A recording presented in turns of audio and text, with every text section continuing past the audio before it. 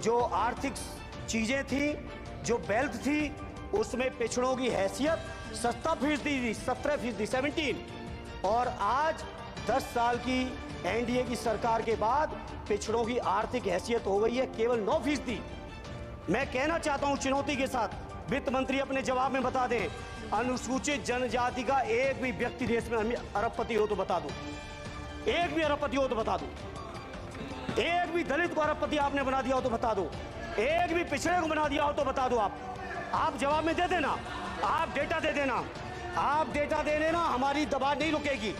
सभापति महोदय, जब बीजेपी की सरकार, जब बीजेपी के लोग विपक्ष में रहे तो ओपीएस की बातें किए।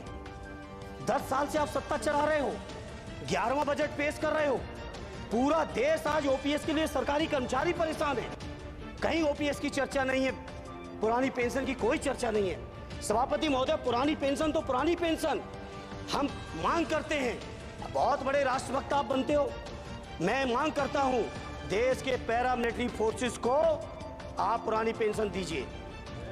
मैं मांग करता हूं, आप राष्ट्रभक्त हैं ना, सीमा पे जो सुरक्षा कर रहे हैं, जो शहादत झेल रहे हैं, मेरी मांग है कि आप उनकी ओपीएस दीजिए, वो आप ओपीएस नहीं दे पाओगे। इसी तरह से सभापति महोदय, देश के अंदर बहुत से ऐसे संविदा कर्मचारी, एक से एक बढ़िया फार्मूला, अब कानूनन मंडल आयोग लागू हो गया तो कैसे पिछड़े और दलितों को रोके, तो संविदा कर्मी की प्राइवेट कंपनी, प्राइवेट आपने आउटसोर्सिंग कर दी। आउटसोर्सिंग के कारण से देश के सारे दलित, सारे पिछड़े, सारे आदिवासी आपकी सेवाओं से बाहर हो गए, उनके पास कोई कानूनी हक नहीं। तो ये जो आरक्षण को खत्म करने के तरह तरह के जो आप लोग षड्यंत्र अपना रहे हो, इस षड्यंत्रों को देश का जनमानस पूरी तरह से जान भी चुका है, पहचान भी चुका है, और इसीलिए उत्तर प्रदेश से तो आपको कर ही दिया है बाहर, देश से भी बाहर जल्दी करेंगे और हमारे साथी मिलकर दूसरे प्रांतों से भी बाहर करेंगे। इसी तरह सभापति महोदय, हम मांग करते हैं, आप सोचिए उत्तर प्रदेश अकेले के अंदर, देश के हालात मुझे नहीं पता और बदतर होंगे, अकेले उत्तर प्रदेश में 1000 से ज्यादा शिक्षा मित्र आत्महत्या कर चुके। सभापति महोदय, कोई सरकार के कान पे जू नहीं लग रही है, किसान आत्महत्या कर रहे हैं, नहीं कोई मतलब नहीं, अनुदेशकों को तनख्वाह नहीं मिल रही है समय से, कोई मतलब नहीं, आंगनबाड़ी महिलाएं परेशान हैं, इनको कोई मतलब नहीं। सभापति महोदय, आपकी आशा बहुएं, आपकी ये रसोईया महिलाएं, आपकी आंगनबाड़ी, पंचायत सहायक, रोजगार सेवक, मैं समझता हूं सभापति महोदय, यहाँ बैठे हर सदस्य के पास इनके क्षेत्रों का ये डेलीगेशन जरूर मिलता होगा और मांग करता होगा कि कम से कम हमारा मानदेय बढ़ाया जाए, हमें स्थायी किया जाए। सभापति महोदय, इसके लिए सभापति महोदय, मेरी पार्टी के किसी भी मेंबर से हम नंबर कम कर लेंगे, टाइम, मेरा टाइम बढ़ा दीजिए, बढ़ा दीजिए, कोई भी मेंबर हमारे लिए दे देंगे टाइम, हम लोग। इसलिए सभापति महोदय, इन सभी समस्याओं के लिए मैं आपसे कहना चाहता हूं कि इनका समाधान करिए, और नहीं समाधान करेंगे तो अभी तो बैसाखी पे बन गए, बिहार और आंध्रा को पैकेज देखे फिर देश में कितने राज्यों को पैकेज दे पाओगे। अरे वित्त मंत्री जी, उत्तर प्रदेश से आते हो, इतना भी हक नहीं कि पूरे बजट भाषण में एक बार उत्तर प्रदेश का नाम आ जाता।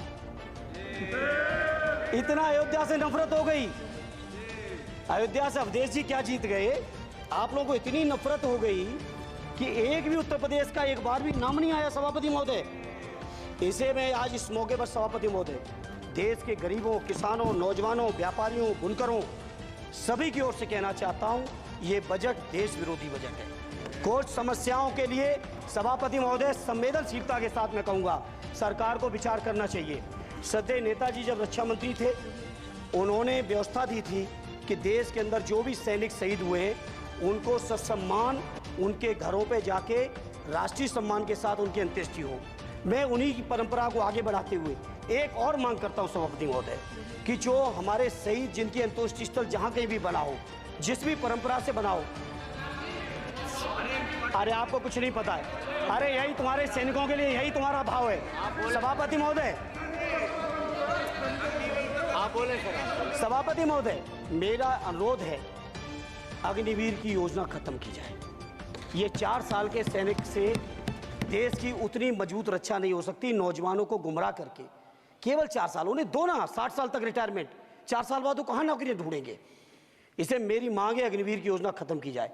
साथ ही साथ मेरी एक मांग और है कि जो शहीदों की शहादत स्थल है उसको शहीद स्थल के तौर पर डेवलप करने के लिए केंद्र सरकार को अतिरिक्त बजट देना चाहिए।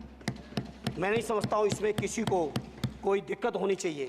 इसी तरह सभापति महोदय, बातें बहुत लंबी लंबी की जाती हैं, थोड़ा सा मैं अपने क्षेत्र के बारे में कहूँगा। आदरणीय हमारे नेता माननीय राममूर्ति वर्मा जी ने भी कहा है, माननीय लालजी वर्मा जी ने भी, जो बाढ़ की समस्या है, जो समस्या बिहार में है नेपाल से पानी छोड़ने की, वही समस्या उत्तर प्रदेश की भी है। और विशेषकर पूर्वी उत्तर प्रदेश में अगर आप चलिए तो खीरी से शुरू करेंगे, पीलीभीत खीरी से लेके पूरा आप चले जाइए और एकदम कुशीनगर बॉर्डर तक, बिहार बॉर्डर तक पूरी की पूरी समस्या है। घाघरा जब आती है तो मैं समझता हूँ इन जिलों के लाखों लोगों को तहस नहस करके चली जाती है। जितना विकास होता है सभापति महोदय, बरसात के समय वो सारा का सारा विकास पूरी तरह से खत्म हो जाता है। इसलिए मेरी मांग है केंद्र की सरकार से कि बजट आप पास कर रहे हो तो कम से कम उत्तर प्रदेश से इतनी नफरत ना करो।